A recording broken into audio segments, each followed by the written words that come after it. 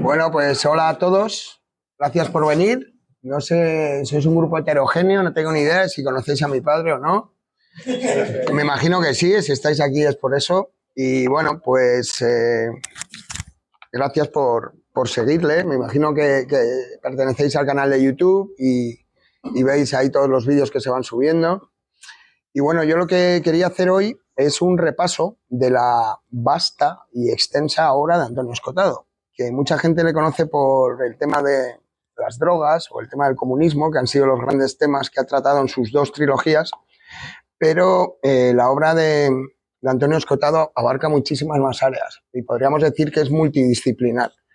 Yo lo que voy a hacer es un repaso desde su primera obra hasta su última obra para que veamos entre todos pues, lo que son casi 40 años o 45 años dedicados en cuerpo y alma al estudio.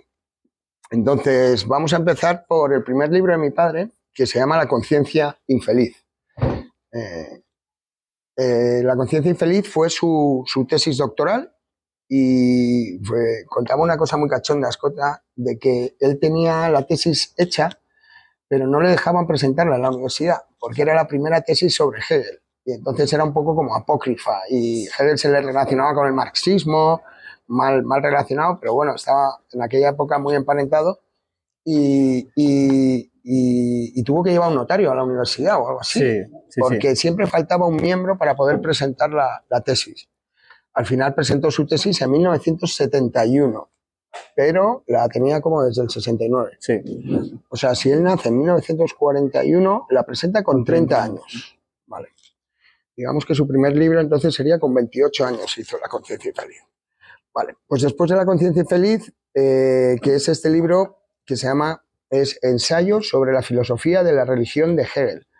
No parece muy ameno, ¿no? Así directamente el título muy atrayente, pero para los expertos y eruditos fue la primera tesis sobre Hegel en España. Entonces tiene ese mérito de haber sido la primera tesis sobre el filósofo alemán. Luego mi padre había estudiado Derecho, pero él siempre tenía una vocación filosófica. De hecho, en la carrera de Derecho hay una asignatura que se llama Filosofía del Derecho, y es ahí donde entró con La conciencia infeliz. La gente piensa que Antonio Escotado es filósofo, ¿no? O sea, ¿qué pensamos que es Escota? ¿Qué carrera ha hecho? Muy poca gente sabe que él era jurista. Y lo que pasa que era realmente lo que manejaba era la filosofía y la filosofía del derecho. Por ahí entró con el tema de Hegel. Y luego mostraría ya su verdadera inclinación filosófica con su siguiente libro, publicado en 1982 y que lo voy a reeditar yo ahora dentro de muy poco con La emboscadura porque me lo pide la gente, y es un libro que a mí me gustó mucho. No sé si lo conocéis, está solo en bibliotecas, lleva descatalogado mucho tiempo, se llama Physis Apolis. Y es un libro sobre los presocráticos. La physis, la polis, bueno, los presocráticos ya sabéis que buscan el principio de las cosas en algún elemento, pues uno lo busca en el agua, otro en el aire, otro en lo indeterminado. Bueno, pues este libro es sobre los presocráticos y ahora os hablo de él, pero no lo podéis pillar, salvo que queráis pagar una millonada como joya arqueológica, se vende en Amazon a 200 euros, 300 euros, pero vamos, en breve yo lo voy a poner a 15 pavos o 14 pavos para que sea muy asequible para todos, y lo sacaré en breve. Y bueno, Escota no se contenta con La conciencia infeliz y con Physis Apolis, sino que hace lo que él consideraba su obra más profunda y más jocunda, por lo menos así, por así decirlo, que es Realidad y Sustancia. Que yo no sé si alguien se ha acercado a ese libro, pero seguramente le pase lo que le pasa a la mayoría, que es que no puede con él. O sea, es un libro muy difícil, muy complejo, es metafísica pura y dura. Y estudia, pues eso, lo que estudia metafísica, que es Dios, alma, mundo, o sea, todo lo que va más allá de la física. Él me contó que este libro le surgió después de haber tenido una experiencia psicodélica y haber sentido que se iba a quedar amnésico. Y dijo, tengo que escribir un libro por si se me olvida el mundo. Y entonces escribió Realidad y Sustancia, que es un libro complicado, pero bueno, yo es el único que he intentado leer 3 veces y lo he dejado. ¿Tú has podido con él? No, yo me he quedado en el primer capítulo que creo que trata sobre el objeto. El objeto. Bueno, sí, está. No sé. Luego pasó una cosa muy curiosa porque se reeditó este libro. Más adelante, este sí que se puede obtener. Y Realidad y Sustancia, como mi padre ya tenía fama por lo de las drogas, la gente pensaba que era relacionado con las drogas y se vendió bien la edición, pero la gente luego se encontraba un tratado de metafísica. No tenía nada que ver con la realidad y sustancia que parecía que aparecía en la portada. Que parecía Era una roca, en la roca. primera edición de Tauros era una roca lunar, pero la gente pensaba que era una piedra de hachís. Claro, era una roca lunar. Bueno, y toda esta fase inicial de Escota, que es puramente filosófica, se corona ya cuando entra como profesor de Filosofía y Metodología de las Ciencias en la Facultad de Sociología, en la UNED. Y ahí permanece 30 años como profesor. Gracias a este trabajo, pues Escota puede alternar la docencia con la investigación. ¿Por qué? Porque la UNED, como su nombre indica, es universidad a distancia. Entonces no hay clases con los alumnos, lo que hay es tutorías. Esto está muy bien si lo que quieres hacer es escribir libros. Desde luego que parece la profesión indicada, el lugar indicado. Y ahí publica el que él siempre decía con sorna, mi libro más rentable, que es las unidades didácticas de sociología, la asignatura de filosofía en sociología. Creo que estaba ¿era de primero o de tercero? De primero, creo. Primero. Bueno, era un libro, le garantizaba unas ventas en todo el territorio nacional espléndidas y además con unos derechos de autor mucho más elevados, al ser ediciones académicas, pues no es como un libro normal y además, claro, con un público cautivo, por así decirlo, que se tenía que comprar el libro sí o sí. Y bueno, ahí ya digamos que se cierra un poco el ciclo filosófico de Escotado en 1987, que es cuando se publica este libro. Pero bueno, también ese mismo año publica Majestades, Crímenes y Víctimas, que es una colección de artículos relacionados con el derecho y con lo que sería otro de los temas constantes en toda su obra, que son los delitos sin víctima. Por ejemplo, a ver, cuando te dicen que has cometido un delito contra la salud pública, nadie te ha denunciado exactamente, sino te denuncia la salud pública. ¿Qué es la salud pública? Es un ente difícil de entender. Entonces son delitos sin víctima y él ahonda ahí en crímenes de lesa humanidad, de lesa majestad. Y bueno, pues ahí saca el lado más jurista, ¿no? Por así decirlo, vuelve el abogado. Y bueno, esto se publica en 1987. Pero toda esta presentación no vale de nada si no se aclara que él ingresa en el penal de Cuenca en 1983. Entra ahí lo que él llama unas vacaciones pagadas pero cochambrosas, sus humildes vacaciones. Ahí redacta Historia General de las Drogas, lo que sería la trilogía que no había ni hay todavía nada parecido en el mercado bibliográfico, una obra tan extensa, hecha solo por una sola persona. Y bueno, él ya había hecho bastante trabajo antes de entrar en aquella celda y ahí lo que se dedicó es a redactar. Pero le dijo al alcaide, saldré rico y famoso. Y nadie se lo creía. Y lo hizo. Y luego le comentó el alcaide que era el caso de reinserción más ejemplar que había visto en su vida, ¿no? Una persona que entra en la cárcel y sale con 3 tomos. Vale. Entonces aquí ya, en esta parte que mi padre ya no es filósofo, tampoco es jurista, sino que se convierte en un verdadero historiador, él analiza la historia de la humanidad bajo el crisol de las drogas. Y bueno, yo este libro, me imagino que bastantes lo conocéis, sorprende mucho el método de trabajo, o cómo trata todas las fuentes, va a las fuentes primarias. Tuvo la ocasión de estar en la biblioteca de Viena, de la ONU, que es donde realmente está toda la información relativa a las drogas, su clasificación, su porqué, lo que no se quiere enseñar al público, lo que sí se quiere enseñar al público. Bueno, se pasó ese año redactando Historia General de las Drogas. y sale, y efectivamente el libro es un éxito, empiezan a haber ediciones grandes, pequeñas, me acuerdo que salió una de 100 pesetas, ¿no? Sí, 100 sí. pesetas, era un librito así, no sé si os acordáis de Alianza.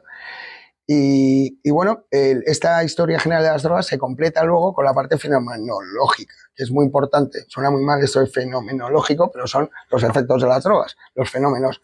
Entonces, él utiliza su cuerpo como el bioensayo, practica el bioensayo, que es algo que practicará toda su vida. Eso ya lo veréis estas Navidades cuando salga su diario personal, ¿vale? No adelanto más. Pero Historia General de las Drogas se completa con Aprendiendo de las Drogas, que es el apéndice y es la parte personal. Es, bueno, después de haber estudiado toda la historia de las drogas y ver cómo han sido o no un problema a lo largo de la historia, él detectó y se quedó verdaderamente sorprendido de que no habían sido casi nunca un problema, salvo cuando se prohibieron.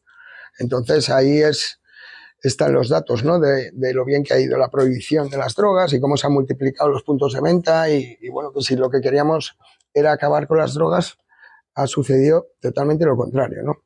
Entonces, este libro está muy bien porque por primera vez da información de primera mano de una persona que investiga las sustancias y no está subvencionada por el gobierno, ni tampoco es un arrepentido y tampoco forma parte de ese grupo que se llamaban los junkies, ¿no? Que ahora han desaparecido bastante, pero en aquella época era un fenómeno social de primera magnitud.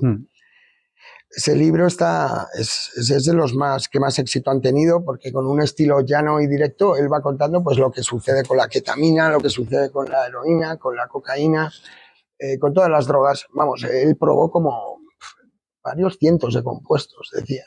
Cosas muy raras, cosas como éter, cosas como ibogaína. O sea, para poder hablar de algo con propiedad tienes que probarlo, ¿no? Y yo me acuerdo, circula por ahí un vídeo en la red que yo le pregunto, padre,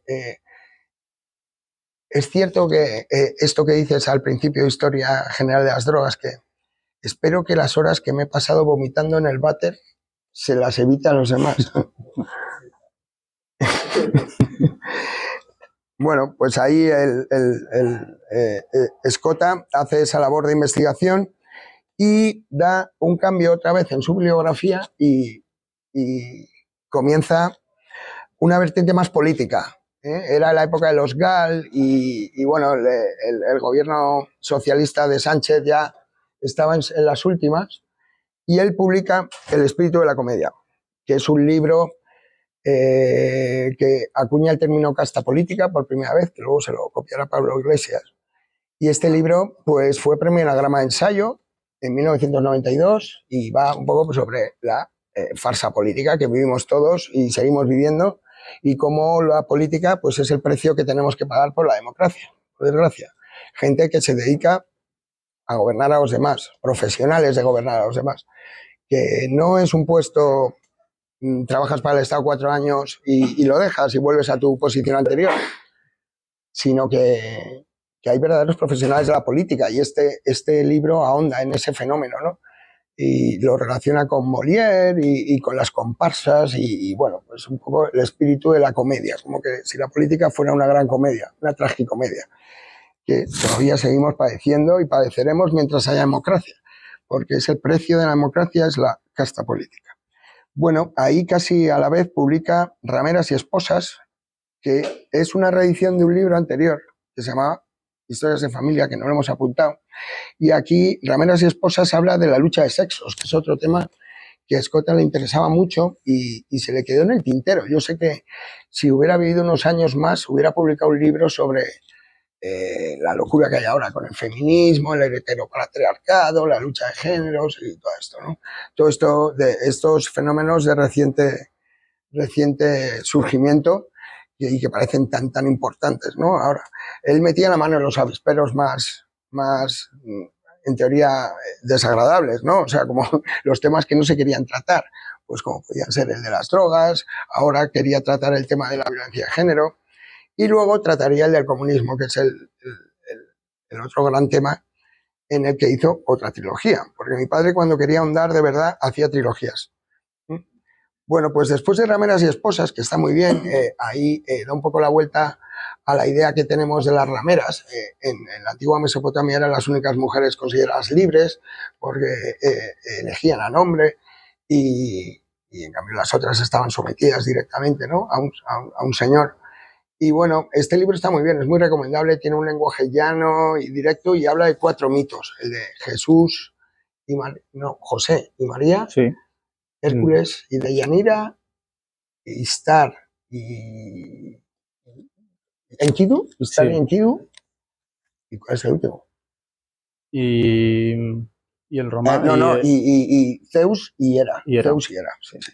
Vale, pues a través de estos 4 mitos, bueno, mitos, el de José y María, más mito que ninguno, pues ahí cuenta un poco la importancia, la diferencia de los sexos y cómo las mujeres someten a los hombres fácilmente a través del sexo. Y lo documenta. Bueno, luego le pide a alguien que haga un resumen de historia general de las drogas y publica historia elemental de las drogas.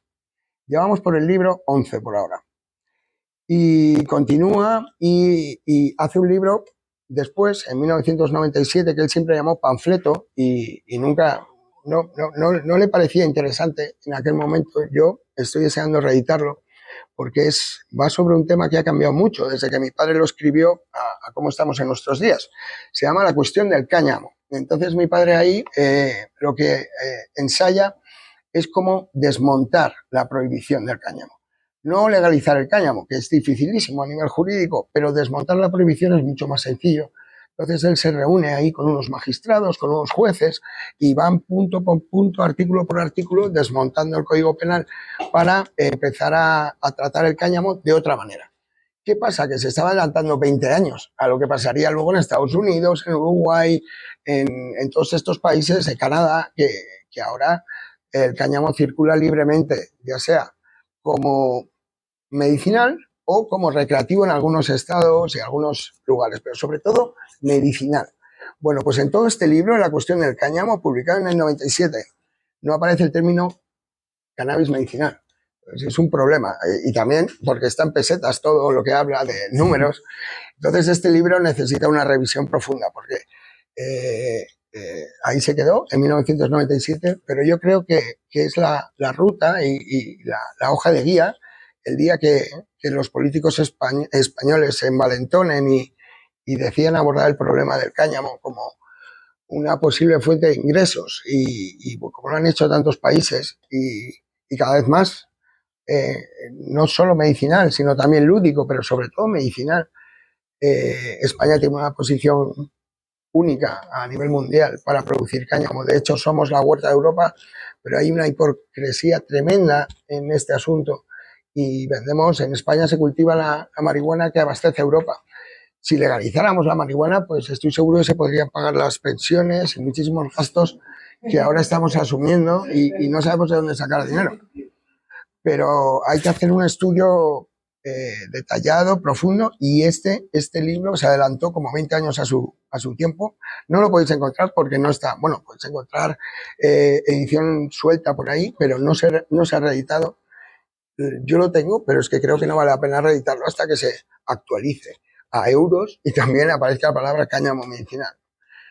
Bueno, pues después de La cuestión del cáñamo, ese mismo año publica El retrato del libertino, que es un libro que a día de hoy tiene bastante vigencia y yo lo recomiendo a todo el mundo porque es la obra más asequible sin duda de mi padre y tiene una colección de conferencias suyas y a la vez también un gran artículo sobre Walter. Walter fue el primer autor, el primer pornógrafo, por así decirlo, que hubo y que publicó Mi vida secreta, que son 7 tomos sobre su vida secreta y sexual, ¿no? Y con un detalle, y bueno, es una pasada el libro. Y luego se descubrió que quien lo escribía, porque el tío se tiraba el pegote y que había estado con miles de mujeres de todos tipos, de todos los colores, calvas, melenudas, de todo tipo, y luego parecía que era un farol, pero estudios grafológicos demostraron que se trataba del encargado de las colonias del Imperio Británico. Entonces sí que es creíble realmente todas las experiencias que cuentan, como más de 1000 experiencias, con mujeres y con un detalle que ya no es erótico, es pornográfico. Mi padre contaba con sorna que cuando lo traducía, o sea, el retrato del libertino cuenta la historia de Walter, pero es que mi padre fue el traductor de Walter también. Entonces, el libro que hay en España se llama Mi vida secreta, está traducido por él. Y contaba que en Ibiza lo traducía en la playa y ahí iban todos desnudos. Entonces, alguna que otra erección involuntaria hubo a sus alrededores. O sea, porque él lo iba recitando, ¿no? Y claro, era como... Y le abrí las piernas y encontré el centro del placer mientras chorreaba. Bueno, una pasada. Pero bueno, este libro contiene unas conferencias muy, muy interesantes que yo recomiendo a todo el mundo, sobre todo encarecidamente una que se llama Apuntes de Bioética, que cuenta, según mi padre, las razones de la felicidad y de la alegría y de la salud y de un poco la vida en general, las cuestiones que nos hacen estar alegres o no alegres, vivir bien, vivir mal, tener amigos, tener enemigos, todo eso está aquí en esta conferencia. Y bueno, también habla de temas muy espinosos, como le gustaba a él, la eutanasia y la ludopatía también, porque así como hemos hablado de que están los que tienen problemas con las drogas, también están los que tienen problemas con el juego, problemas con el sexo, o sea, los adictos no son solo adictos a drogas, sino que la mentalidad adictiva pues, puede derivar en varios aspectos. Puede ser con las drogas, puede ser con la ludopatía. Y también trata, si no me acuerdo mal, hay una entrevista con Hoffman y otra con Junger, que fueron sus grandes referentes. Hoffman, que es el inventor de la LSD, y Junger, que es el escritor alemán que más le había influido en los últimos años. Y bueno, Junger es una especie de leyenda que muere con 103 años, ¿no? Sí. Y bueno, muchísimos libros suyos están traducidos al castellano. Yo recomiendo encarecidamente La emboscadura, no porque mi empresa se llame así, sino también porque vale la pena emboscarse de vez en cuando. O sea, lo que cuenta Junger es cómo desafiar a la autoridad encerrándose en sí mismo. O sea, no hace falta rebelarse físicamente contra los actores de nuestras desgracias, sino basta con emboscarse, irse al campo y ahí, bueno, pues puedes proteger a tu familia, puedes dedicarte a calentar tu casa con la leña que cortas y bueno, un poco en la línea de, ¿cómo se llama este libro? En fin, el que se fue al campo y se montó. Thoreau. Henry Thoreau. Thoreau, sí. Henry Thoreau. Este es un norteamericano que también se emboscó, pero este es que se hacía su propia casa, su granero, se hacía todo. No pagaba impuestos. Bueno, no fue a la guerra con México. Después. Un sueño. Después del retrato del libertino, que ya es su obra 13, llega una obra que fue muy importante y fue también así premiada, que es el premio Espasa de ensayo. Caos y orden, que aquí es cuando mi padre se sumerge en la teoría del caos y se da cuenta de cómo lo que es aparentemente simple es infinitamente complejo, cuanto lo miras más complejo es.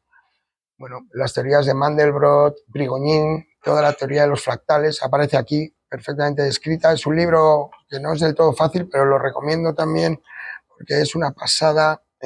Decía Girauta que no eres el mismo después de leerlo y yo estoy con él. O sea, mi padre se metió aquí en la matemática profunda, en la teoría del caos, en la termodinámica y ya lo había hecho antes cuando lo había traducido a Newton. Los principios de matemática, lo había traducido en latín. Y aquí pues vuelve un poco a la ciencia y se armó unos revuelos tremendos, me acuerdo, con Gauss. Sí. Muchos científicos, ¿no? Sí, con Rañada, que era el presidente de la Real Academia de Física, por ejemplo, que dijo que no se sabía ni la tabla del 9, acusó al texto de ser posmoderno. En fin, sí, causó escozor entre los científicos. Bueno, mantuvo hasta la última edición, creo que se incluyen las cartas, en las ¿no? adendas se escribe está publicada la contestación de tu padre. Le escribían los científicos enfurecidos diciendo, pero ¿cómo te atreves a hacer esto? ¿Cómo? Intruso, eres un intruso.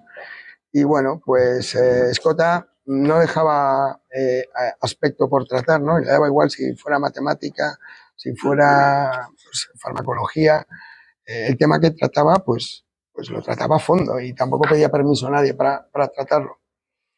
Bueno, después de Caos y Orden, que es un libro que tiene bastante repercusión y buenas críticas, entre comillas, porque, claro, a la gente de ciencias no le gustó, pero a la gente de letras le encantó, porque acercaba mucho. También prevé la caída de Lehman Brothers ahí. Sí, porque está dividido en dos partes. La primera parte, creo recordar, que va sobre el tema de la geometría fractal, la superación de la geometría euclídea, que decía tu padre que era euclidiana, decía tu padre que era muy sobria. Y luego, pues, la segunda parte, pues, habla de lo que él llama el caos de la libertad. Entonces, extrapola la teoría del caos a su idea de la libertad y habla también de los modelos de Estado de Suiza, el modelo confederal. Sí. Él hace odas al modelo suizo de la democracia directa, etcétera. Y así. Me acuerdo que en el libro hay una cosa muy interesante, que si la reflexionamos juntos, pues, por ejemplo, decimos, ¿cuánto mide la costa cantábrica? ¿Cuánto hay desde una punta hasta otra punta? Entonces, Mandelbrot decía, ¿pero cómo lo quieres? ¿En kilómetros? ¿En centímetros? Pues no tiene nada que ver. Y luego, ¿lo quieres en línea recta o lo quieres como realmente es? Es así. Y luego, ¿tomamos en cuenta la altura también o no? Porque es que te salen 100 kilómetros más o 100 kilómetros menos, ¿no? Eso es la teoría del caos. Y es infinito. O sea, los granos de arena de una playa, eso refleja bastante la teoría del caos. Bueno, lo típico esto de que una mariposa bate las alas y se produce un huracán, ¿no? Sí. Es eso, pero bien tratado y a fondo. Y este libro, aunque sea un poco duro, yo lo recomiendo mucho. Es más liviano que Realidad y Sustancia. Sí, no, Realidad y Sustancia, no sé, no se entiende nada, este se entiende muy bien. Y luego ya Escota se pilla un año sabático con la universidad, también tiene una experiencia sentimental muy fuerte, un quebranto, porque cambia de esposa y se va a 13.000 kilómetros para decírselo a su ex esposa. Le dice, cuando ya está en Tailandia, le dice, oye, nos separamos. Y bueno, y tengo una hija con otra persona. Bueno, fue un poco traumático aquello, así empieza el libro, 60 semanas en el trópico, y bueno, se va lejos para olvidar un poco y para no estar cerca de la persona que abandonaba, y se va con mi hermana Claudia, que tiene apenas 1 año y medio, creo, y con su nueva mujer, y ahí pasa un año sabático que fuimos toda la familia a verle, y la verdad que lo pasamos muy bien, y el libro a mí me parece de los mejores porque es muy narrativo, vamos, es el primer libro narrativo de mi padre, en el que cuenta su libro de viajes en Koh Samui, la isla esta que se ha hecho tan famosa últimamente por lo del descuartizamiento, ¿no?, del señor este. Pues allí en Koh Samui estuvimos todos y él ahí se fue con el pretexto de estudiar la causa de la riqueza y la pobreza del sudeste asiático. Y ahí ya un poco podemos ver el germen de lo que serán los enemigos del comercio luego. Él no entendía por qué Birmania tenía tal cantidad de piedras preciosas, ¿no?, tantos rubíes, y por qué era tan pobre. En cambio, a otros países que están mucho menos dotados son mucho más ricos, ¿no? O sea, entonces, la conclusión es que la riqueza, y ahí es el famoso vídeo ese, la educación, un país es rico cuando tiene educación, ¿no? Entonces ahí en Tailandia lo pudo ver directamente. Aparte incluye viajes a Singapur, viajes a Birmania, viaje a Manaos también, aunque eso ya no, es el otro trópico. Sí. Y ahí se toma una ayahuasca, es la primera vez que lo cuenta, en Manaos. Este libro está muy bien y yo lo recomiendo encarecidamente porque es la antesala del que ya sería la obra de su vida, que se pasa escribiéndola casi 15 años, Los enemigos del comercio. Y esto pues ya todos la conocéis más, ¿no?, porque aquí es cuando ya también se abren sus redes sociales. Y bueno, Los enemigos del comercio, yo no sé en esta sala quién lo ha leído. ¿Hay alguien que de verdad se haya leído los textobos? ¿Uno? ¿Alguien más? ¡Hombre! ¿Qué tal? ¿Habrás leído el retrato ya? Bueno, luego hablamos. Bueno, pues Los enemigos del comercio es una verdadera pasada. Y yo me acuerdo cuando empezó a escribirlo, él no sabía que iban a ser 3 tomos, ni que iba a llegar a las conclusiones que llegó. Estuvo a punto de dejarlo, fueron, no sé, o sea, el primer volumen se publica en 2007 Sí, y el último en 2018. sí. Estamos hablando de 11 años entre las publicaciones. Pero es que él antes había estado estudiando. O sea, dedicarle 15 años a algo es muy llamativo. Por eso lo he llamado la obra de su vida. O sea, Historia General de las Drogas no había dedicado tanto tiempo, vamos, muchísimo menos. Y aquí se encuentra con la cantidad de información que proporciona la red. Mi padre siempre fue muy avanzado utilizando, por ejemplo, el ordenador. O sea, en la época de los 80, todos sus amigos escribían con la Olivetti, él ya tenía su Amstrad de pantalla verde. Y aquí mi padre empieza a utilizar la red sistemáticamente y entonces encuentra una serie de documentos que nunca se han hablado de ellos. Y por eso este libro es... bueno, Dragó decía que le tenía que dar el Nobel por este libro. Yo no sé, si no lo habéis leído ninguno, lo tenéis que empezar, por lo menos, o intentar leerlo. O sea, esta obra, igual que Historia General de las Drogas, nos sobrevivirá a todos. O sea, cuando todos los estemos muertos, seguirá leyéndose. Porque no hay un estudio así tan pormenorizado sobre el origen y el desarrollo del fenómeno comunista o pobrista, por así decirlo, no tiene parangón con otra obra. Y bueno, yo me lo he leído pues porque soy el editor del tomo 3 y también porque era su hijo y la verdad que viendo cómo se lo curraba no podías no leértelo, ¿no? Y al principio es un poco duro, pero de verdad, sí, es un libro que aporta superpoderes a quien lo lee. Por eso es tan complejo, por eso es tan difícil. Pero otra vez mi padre vuelve a contar, como en Historia General de las Drogas, vuelve a contar la historia de la humanidad desde antes de Cristo hasta nuestros días, a través del crisol esta vez del comercio. Antes eran las drogas, ahora es el comercio y la riqueza y la pobreza. Y aquí pues nos explica el mundo. O sea, son 2 obras que no se dejan ningún cabo suelto. Y la verdad, yo creo que cuando esta obra se traduzca a otros idiomas, es lo que merece, igual que Historia General de las Drogas, que tampoco está traducida. Yo creo que estas son las obras que más, vamos, van a perdurar a lo largo de la historia. Y él lo tenía claro también. Sí. Y se murió tranquilo, pues después de haber escrito Los enemigos del comercio. Él lo decía, que ya me puedo morir tranquilo, hijo, por haber escrito esto. Y bueno, después de Los enemigos del comercio, que lo termina en 2017, él fallece el 21 de noviembre de 2021. Tenemos ahí 4 años en que sigue trabajando como una mala bestia, pero aquí alterna con sus artículos en La Galerna, que es sobre el Real Madrid, su querido Real Madrid, que se escribe una crónica cada vez que juega el equipo, y a la vez también publica un libro sobre el Real Madrid que se llama La Forja de la Gloria, y publica Hitos del Sentido.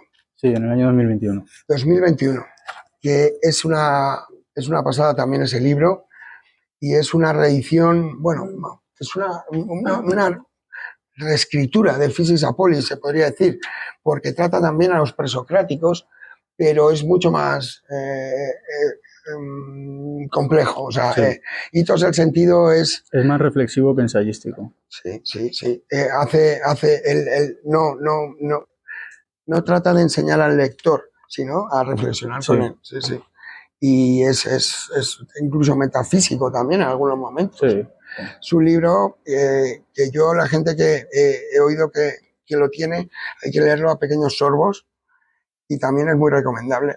Pero mi padre en la filosofía griega pues ya se manejaba que como Pedro por su casa. De hecho fue a Atenas antes de fallecer y él era capaz un poco por todo lo que había leído, sabía qué calle había después, qué monumento íbamos a ver a la izquierda.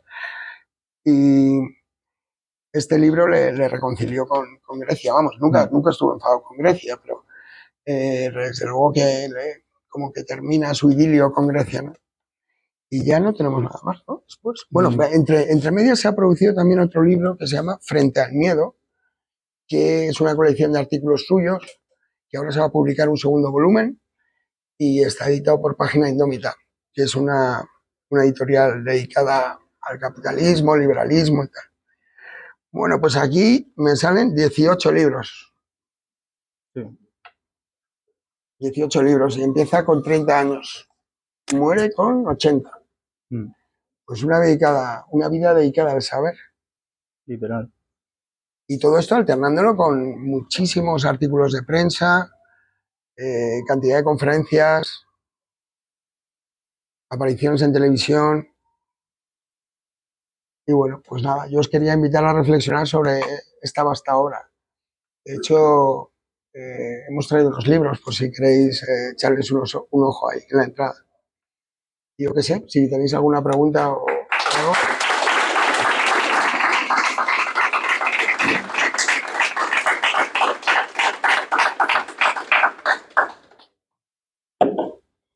Tengo una pregunta que no sé si os la han hecho con mucha frecuencia, pero si en alguna ocasión os habéis planteado reestrenar Enemigos del Comercio, pero incorporando las críticas que hizo en su momento Jesús Maestro.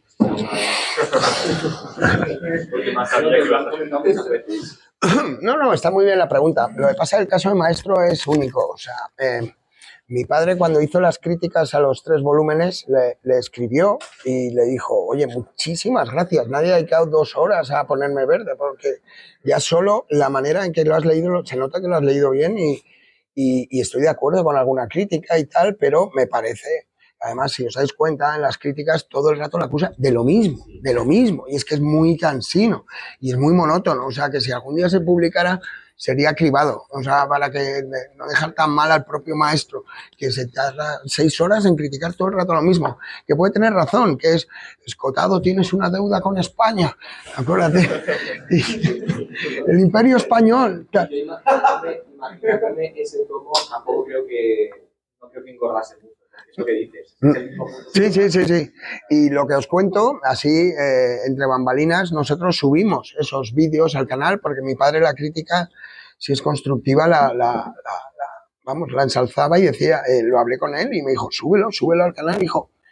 Y qué fuerte que cuando respondió a Maestro, le respondimos en sus vídeos, para que pudiera llegarle a él seguro, y lo que hizo en la crítica del tomo 2 y el tomo 3 fue la misma extensión, la misma iracunda manera de referirse a la obra, pero había desactivado los comentarios. Entonces mi padre no tuvo oportunidad de defenderse de la crítica del tomo 2 y el tomo 3. Pero bueno, está bien, yo luego subí esos vídeos al canal y casualmente Maestro elevó una queja a YouTube porque los había subido al canal yo y los he tenido que retirar. Sí. Así es, así está la cosa. De Enemigos del Comercio, lo que sí que parece que es necesario, antes o después, será hacer unos resúmenes, que no sea directamente 3 tochos de 600 páginas, sino yo creo que se pueden partir fácilmente 2 o 3 cada tomo y hacerlo mucho más asequible para la gente. El trabajo que hizo con Elemental, parecido. Viendo esos formidables. Claro, porque además la gente puede ir del resumen a lo otro, pero es que si no, se quedan en el tocho y no avanzan. Entonces, seguro. Ahora que ya no está, pues estamos buscando la manera de coger todo el corpus de esta obra, ¿no? que habéis visto conmigo, que son casi 20 libros. Y sí, también con la IA, por supuesto. Cualquier cosa, cualquier ayuda es poca para manejar el legado de Escotado. Y sobre todo, nuestro ánimo es que le lean en otras lenguas, que no sea solo castellano, porque es casi criminal que algunas de sus obras no se hayan traducido. Sobre todo, pues estas 2 trilogías que yo entiendo que a una editorial le llegas y le dices, oye, públicame esta trilogía, es una pasta directamente en traducción, no es como un librito de 100 páginas o de 200, sino que vienes con 1200, ¿no? De ahí los resúmenes, que también pueden ser buena manera. pero sí, Jesús G. Maestro, pues demasiado, como diría mi padre, dogmático, ¿no? O sea, la gente, los buenistas, son un poco dogmáticos. Y cuando fui con mi padre allí Santo Domingo la Calzada, se llama, ¿no? Donde está la fundación, y dio las conferencias y tal, pues fue curioso que se organizó una contra él mientras él estaba ahí, ni siquiera le invitaron. Y había una conferencia sobre él y crítica a los enemigos del comercio. Él estaba por la zona y no le invitaron. Y luego sí que subieron el vídeo donde le critican la obra, pero no le dan al autor la posibilidad de defenderse. Y luego mi padre publicó una carta en Libertad Digital a Maestro, no, al hijo de Gustavo Bueno y a todos los buenistas que había ahí que estaban como muy soliviantados, ¿no? Diciendo, es que tienes una deuda con España, Escotado, y esto te va a acompañar siempre. He hablado con Bueno Sánchez. ¿Sí? No tiene mala No. El hijo es encantador, son los que le rodean.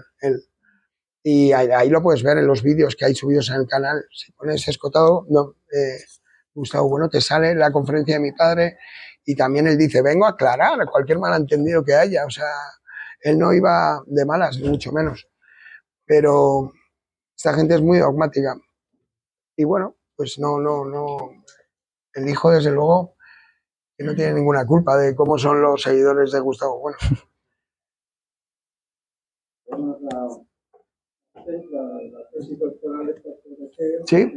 Sí, la sacamos hace poco. Realmente lo puede leer alguien que no es muy filósofo. Sí, yo creo que no es tan enrevesado, ni muchísimo menos como Realidad y Sustancia.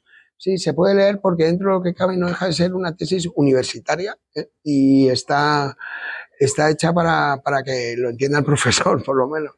Y lo que pasa que, bueno, te tiene que interesar Hegel también. O sea, es de donde mi padre siempre se llamaba a sí mismo que su maestro era Hegel, por encima de todos. También Freud. Pero bueno, ahí yo te animo a leerla. Sí que se le puedes hincar el diente seguro. Además es un Escotado de 28 años, que nadie lo conoce. Con 28 años, luego sale con 30 años, la publica, pero ya hemos dicho que la tenía preparada muchísimo antes, pero no la dejaban presentarla porque era un poco subversiva, el tema de Hegel y el marxismo y tal. Y a ver, también me han dicho Venegas Lynch, que es un potente liberal, el más potente, los más potentes de Hispanoamérica, a ver si le hacen un libro como homenaje, varios autores que quieren como quién era Escotado, bueno, Elvira Roca también me lo ha dicho, bastantes personas así de renombre están deseando hacer un libro todos en común, pues, destacando los hallazgos más importantes de su trayectoria profesional, ¿no? Porque es una vida dedicada a la investigación, totalmente, o sea, a ver si conseguimos que se ponga la estatua, de verdad, y ahí lo pone, ¿no? En el epitafio, que quería ser valiente y aprendió a estudiar. Realmente lo que hacía era estudiar, era una máquina de estudio.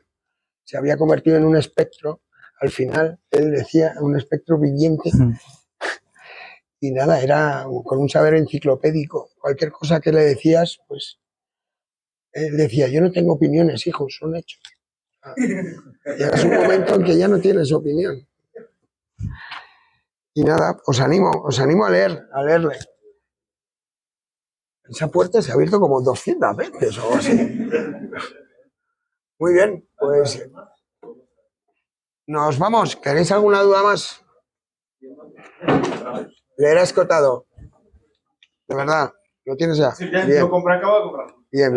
Está muy bien este. Que se anime más gente. A buen precio. Está a muy buen precio, sí. Hay un precio especial para la Francisco Marroquín. Dime. Una pregunta, pero bueno, hasta qué punto es algo como abstracto. Y te da la sensación a lo largo de su vida y leyendo sus obras, si has visto como muchas cosas en común de Escotado y Ayn Rand. Sí. Porque yo por lo menos leyéndola a ella, me da la sensación de que los dos tienen como una cruzada o una convicción muy clara contra el moralismo. Sí. Sí, sí, el objetivismo, ¿no? O sea, Ayn Rand, precisamente me estoy leyendo yo también el libro de Atlas. Lo que está muy bien es el tema del capitalismo. Los dos ahí sí que convergen. O sea, viendo que el capitalismo no es el mejor, no es un sistema perfecto, ni mucho menos, pero de todos los conocidos es el menos dañino para la humanidad. Y bueno, no hay falta más ver los países capitalistas cómo van y los países comunistas cómo van. Son datos. Y ahí Ayn Rand profundiza muchísimo.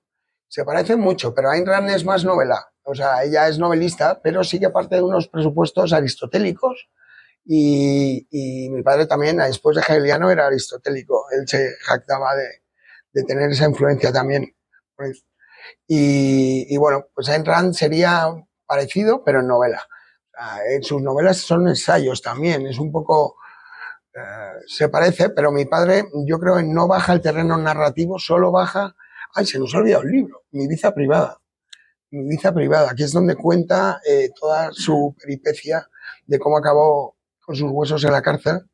Lo cuenta en ese libro, que es narrativo y es autobiográfico. Y es la primera vez con 60 semanas en el trópico en que mi padre baja al terreno narrativo. Pero generalmente él no se baja del ensayo nunca. Está en el ensayo o en el tratado. Así es. Bueno, pues muchas gracias por venir a todos y nos vemos.